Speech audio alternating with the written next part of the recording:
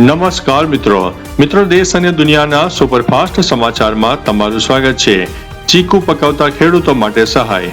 રાજ્ય સરકાર દ્વારા બાગાયતી પાકોના વિકાસ માટે ચીકુના વાવેતરમાં 90% સુધીની સહાય અને પ્રતિ હેક્ટર 22,000 રૂપિયાની આર્થિક મદદ આપવાની જાહેરાત કરવામાં આવી છે। અન્ય મહત્વના સમાચારની વાત કરીએ તો અમદાવાદ મહાનગરપાલિકાની પ્રથમ બેઠક। ભાજપના ભવ્ય વિજય બાદ હવે નવા મેયરના નામની જાહેરાત માટે આગામી સપ્તાહે મહાનગરપાલિકાની પ્રથમ બેઠક યોજાય તેવી શક્યતા છે। અન્ય મહત્વના સમાચારની વાત કરીએ તો આણંદ અને દાહોદમાં સુરક્ષા વ્યવસ્થા મજબૂત।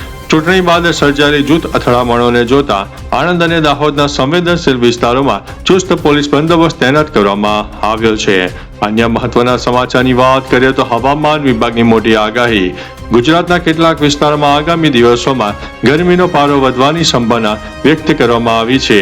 ત્યારે મિત્રો આગળ વાત થશે આઈપીએલ અપડેટની। પંજાબ કિંગ્સે રાજસ્થાન રોયલ્સ સામે સ્ટોઇનિસની આક્રમક બેટિંગની મદદથી 222 રનનો વિશાળ સ્કોર બનાવી લીધો હતો। ત્યારે મિત્રો આગળ વાત કરીશું ભારતની હાર। સાઉથ આફ્રિકા સામેની T20 સિરીઝમાં ભારતનો 1-4થી પરાજય થયો છે। અન્ય મહત્વના સમાચારની વાત કરીએ તો સાઉથ સુદાન વિમાન દુર્ઘટના। સાઉથ સુદાનમાં એક પ્લેન ક્રેશ થતા પાયલટ સહિત 14 મુસાફરોના કરુણ મોત થયા હોવાના અહેવાલો સામે આવી રહ્યા છે। ત્યારે મિત્રો આગળ વાત કરીશું નવા સિમ કાર્ડના નિયમો। આજથી નવા સિમ કાર્ડ લેવા માટે બાયોમેટ્રિક ઓળખ ફરજિયાત બનાવવામાં આવી હોવાના સમાચાર અત્યારે મળી રહ્યા છે। અન્ય મહત્વના સમાચારની વાત કરીએ તો દૂધ મંડળી વિવાદની। ચૂંટણી બાદના મન દુઃખને કારણે કેટલીક દૂધ મંડળીઓએ પશુપાલકોનું દૂધ સ્વીકારવાનું બંધ કરાતા વિવાદ સર્જાયો છે। ત્યારે મિત્રો આગળ વાત કરીશું ચીકુ ઉત્પાદનમાં ગુજરાત બીજા ક્રમે જોવા મળ્યું છે। વર્ષ 2024-25ના આંકડા મુજબ 2.40 લાખ મેટ્રિક ટન ઉત્પાદન સાથે ગુજરાત દેશમાં બીજા નંબરનું ચીકુ ઉત્પાદક રાજ્ય બની ગયું છે।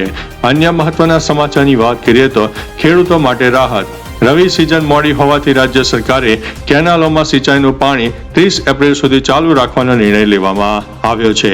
અન્ય મહત્વના સમાચારની વાત કરીએ તો વડોદરામાં રાજીનામું। વડોદરા કોંગ્રેસની કારમી હાર બાદ જિલ્લા પ્રમુખ જસપાલસિંહ પડિયાર દ્વારા પોતાના પદ ઉપરથી રાજીનામું આપવામાં આવ્યું છે।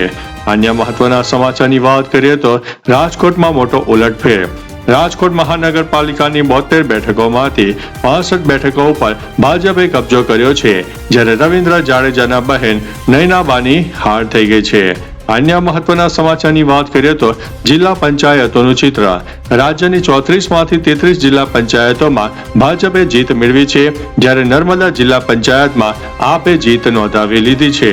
અન્ય મહત્વના સમાચારની વાત કરીએ તો આણંદમાં વિજય ઉત્સવ દરમિયાન ઘર્ષણ જોવા મળ્યું। આણંદમાં ચૂંટણી પરિણામો બાદ કોંગ્રેસના વિજય સરઘસ પર હરીફ જૂથ દ્વારા હુમલો કરવામાં આવતા 3 લોકો ઈજાગ્રસ્ત થયા હોવાના અહેવાલ છે। અન્ય મહત્વના સમાચારની વાત કરીએ તો ભાજપનો ભવ્ય વિજય। ગુજરાતની તમામ 15 મહાનગરપાલિકાઓમાં ભાજપે સ્પષ્ટ બહુમતી સાથે ભગવો લહેરાવ્યો છે।